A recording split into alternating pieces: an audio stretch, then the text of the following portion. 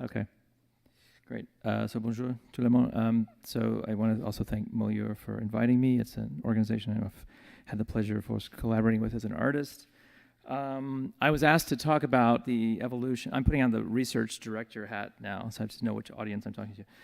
I want to talk about the evolution of Hexagram, and within that context, a little bit about the relationship between interdisciplinary research and art and technology.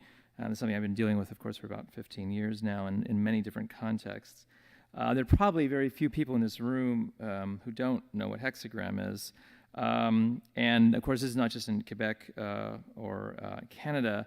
This morning I was on email with Yogyakarta, Indonesia, and Berlin, Germany about projects with Hexagram. So you know, we have certainly a wide reach. For those of you who don't know, though, Hexagram was founded in 2001 between two universities here in Montreal, which were UQAM and Concordia. And it was funding from the Quebec provincial government, as well as national funding agencies and the Canadian Foundation for Innovation, funding a project called Converging Digital Content Interdisciplinary Research in Emerging Cinema and Interactive Media Arts. And that grant built infrastructure to support training in the area of research creation, media art design, and technology in Concordia and UQAM, as well as the University of Montreal. Those grants were renewed in 2009 and also in UQAM in 2011. Now, this is a very interesting timeline to show you the evolution. I mean, Hexagram is really interesting because it's one of the few places in the kind of media art ecology that still survived for 15 years, which is quite extraordinary, unlike a lot of other places in Germany or Europe or other countries that have folded. So 2001, 2008 was the Institute, Hexagram Institute, as well as CM, which was the Centre Universitaire du Arts et Médiatique, founded by Louise Poissant, who's now the director of the FAQSC. In 2008, this institute closed. The federal government moved the funds away to new programs. One was a funding program by the FAQSC in art and media, and the other was CINQ, which was Innovation Numérique du Québec, which has since changed into Prompt. So that institute closed, and essentially the two universities took over the funding of the infrastructure of Hexagram. In 2011, Hexagram Concordia itself became recognized as a university official research unit. Before that, actually, it was not recognized as a research center because it was being supported and also being managed outside of the university. And in 2011, CM and Hexagram merged. In 2011 to 2014, a very kind of radical shift started to happen, and its mission started to shift away from what I'm going to talk about soon, called the Studio Lab model, toward a more interdisciplinary integration of the humanities, the natural sciences, and the social sciences, because of actually researchers in the arts and design areas working more and more with these other disciplines. And in 2014, we received the next 6 years of funding from the FAQSC, the Fonds de Recherche de Québec Société et Culture, as what we call a regroupement stratégique, a strategic structural cluster. So that's a little bit of the timeline. Now, the frame is around the question of research creation, recherche création, and this is a specific, of course, Quebec invention, and now, of course, Canadian. And one of the definitions is that research creation represents research activities or approaches that foster the creation or interpretation of literary or artistic works of any type. And this term was actually coined by the former FRQSC Vice President Lynn Sauvageau, who's now at the UQ system. And what she was trying to figure out is how to articulate the value of practice as a form of knowledge making within research context. I'll talk about what that means in a second, both in the academic framework, but also in everyday life, everyday experience. And then in 2010, or actually in 2002, the Social Science and Humanities Research Council of Canada actually had a big focus group, a big study about the future of the humanities in 2010. And what they basically said was, we need to bridge the gap between the creative and interpretive disciplines and link the humanities much closer with the arts community. So this idea that, what's interesting is that the arts and humanities were the motivating factor, and not art and engineering or art and technology like many of these other initiatives internationally. And this is a very specific Canadian idea. So the makeup of Hexagram, some numbers, that the researchers come from the fine arts, sociology, communication studies, anthropology, computer science, engineering, art history, film studies, science and technology studies, and other disciplines. There's over 100 members from Concordia, UQAM, UDM, McGill, ITS, UCAC. There's 5 community partners, and there's 8 international partners, and here's the kind of list, actually now 7. Obero is one, the Goethe Institute, DHC, Bian Electra. And that's very important because unlike a number of university initiatives around the world, Hexagram tries to push itself out of the university into the larger community, both locally as well as internationally. You can see a little bit here of the kind of spread of researchers. This, of course, shows the kind of gravitas and nexus of Montreal as a center that people, of course, recognize internationally.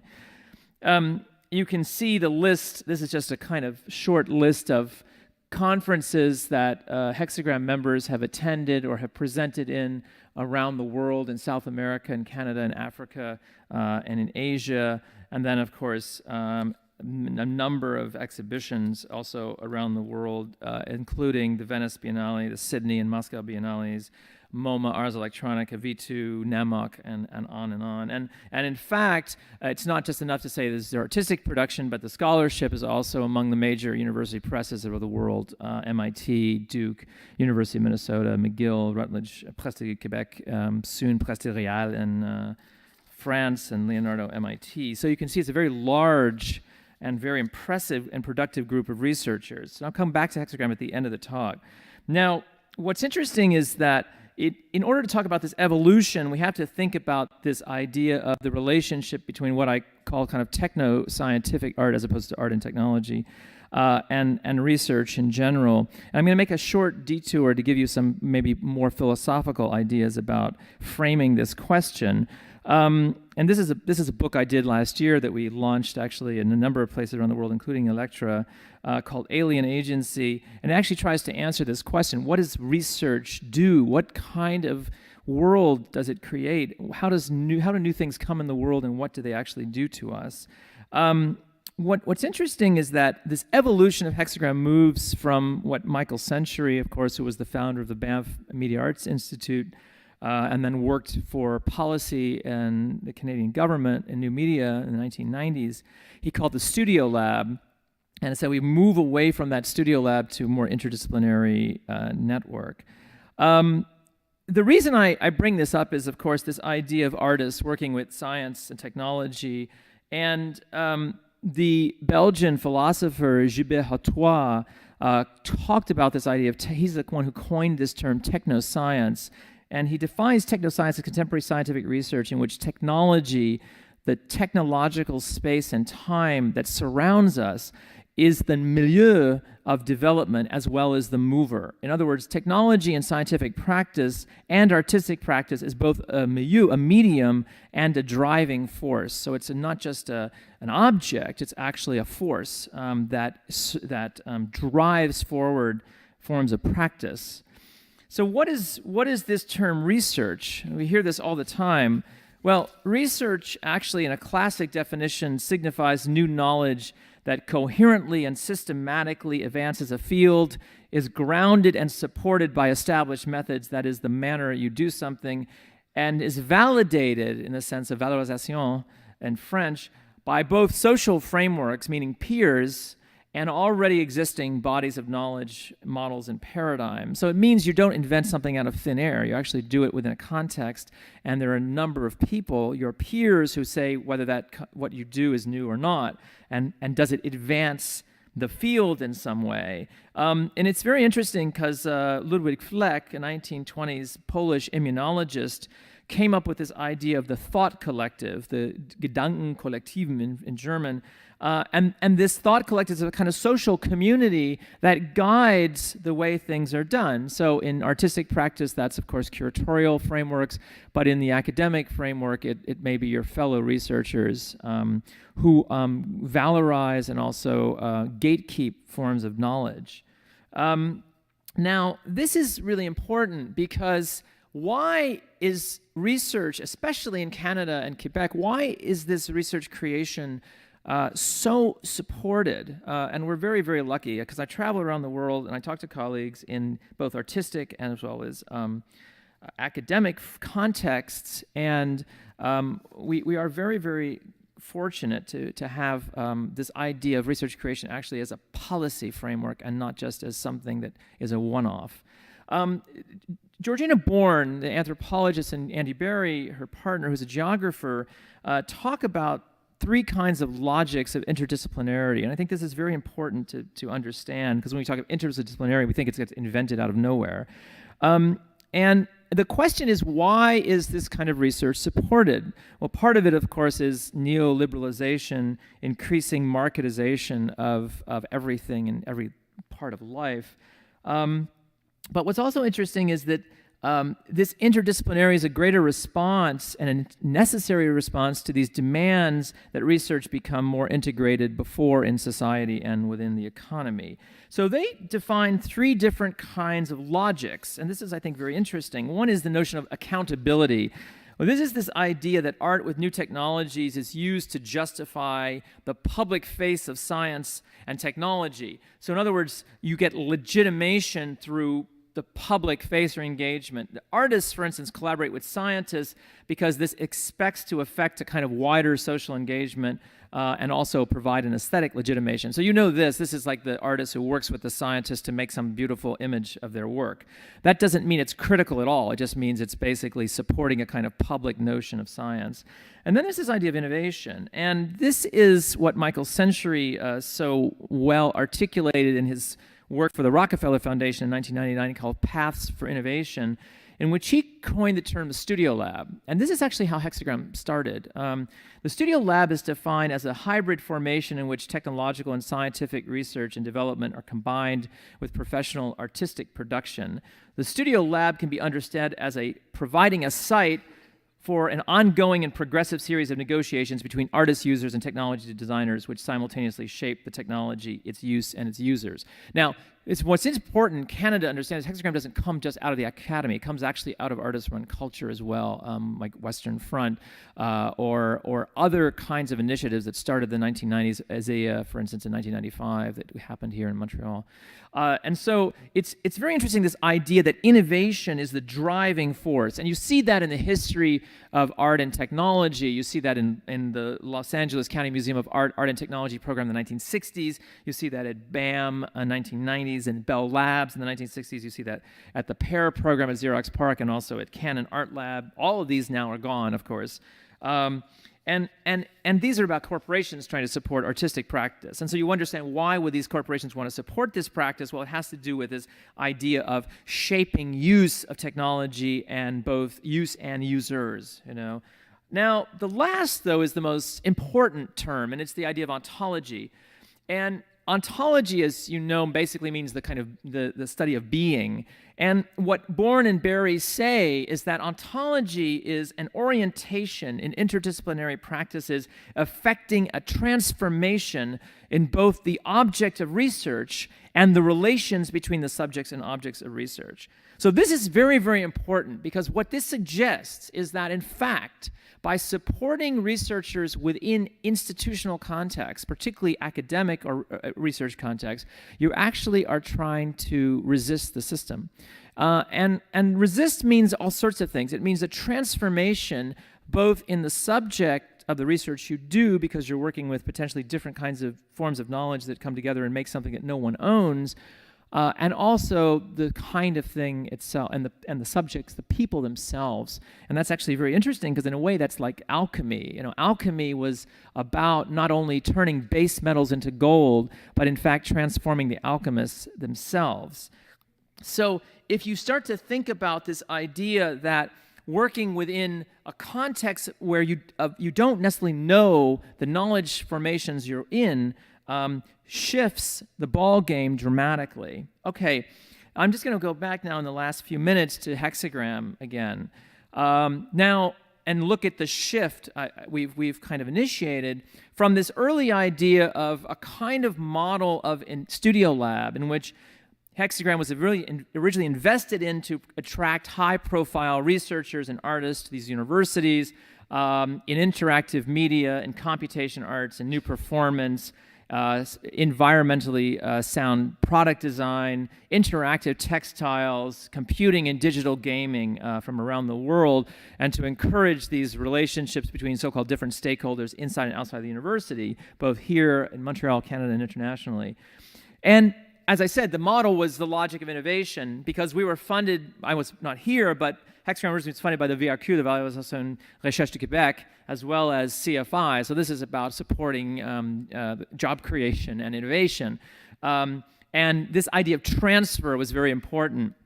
And what happened was that this idea of transfer, of suddenly creating patents for industry, didn't happen. But what did happen over the 10 years or so of the early part of the Institute, and then more recently, is that people were transformed. They went through this framework inside the universities, and then also the connection with cultural players like Electra, Obero, or others, where you actually were not just in the Ivy Tower, you were actually connecting to a larger community. And you see that they went to universities, they went to industry, and they've also gone to cultural organizations. So that's, in fact, the real change. This is the real dramatic change you have, not to create patents and IP, but to transform people who have another way of looking at the world. Originally, Hexagram was these very large infrastructures, and they still exist in both the universities. Here were the research areas: responsive textiles, sustainable design, interactive game design, interactive performance, very much driven by, let's say, technological imperatives. And this is the strategic research areas today. They're much more broad, and they're not defined by technology. They're rather defined by problematics. The area of sense, embodiment, and movement, the idea of new forms of materiality, whether that comes from biological forms of materiality or making things, or the lives of objects like we just saw with Sangha and Thing World, thanks, and then ubiquity. And as I said, you see the shift of membership starting out with fine arts and communication studies and moving much more embracing these other fields that before were not part of the game. And then, you can go to Hexagram CA. We're doing an enormous amount of activities. We're also sponsoring this colloquium, partially sponsoring this colloquium. And that's how I think Hexagram has survived in this shifting economic and political landscape that's not just Quebec, but of course now our neighbors to the south. And with Recreate, which was the 6th annual history conference of the histories of media, art, science, and technology that originally was at Banff in 2005, and we did the 10th anniversary last year. We had a huge public. These issues of research creation actually started to come out to the broader international public and put Canada on the map. So you can see now that I'm going to redefine research creation as a kind of material discursive method of producing and disseminating knowledge, assuming a critical entanglement between artistic, humanities, social science, and scientific research around technical culture. And so here are the conclusions to the talk. Technology within the hexagram shift is the problematic and not the goal or the object. There's a shift of logic from innovation to ontology, pushing against disciplines. And this is really important because in universities and also in the art world, ownership is everything. And when you make things that no one person owns, you have a shift in the way we deal with the world. The third is this alignment of broader publics outside of the university. The fourth is to support hybrid methods and practices, contextualize outside of a kind of domain expertise and produce a kind of interference, which is also part of that ontology. And the last is to recognize that this kind of art that is, as I say, techno-scientifically driven is not just dependent on tools, but actually on the ways that those tools mediate and transform the social fabric. And this is, Bruno Latour says what technology is. It mediates. It's a mediator because it transforms social relationships and social political relationships. And so finally you can say the aim is not to see what technology is, but what it does. Thank you.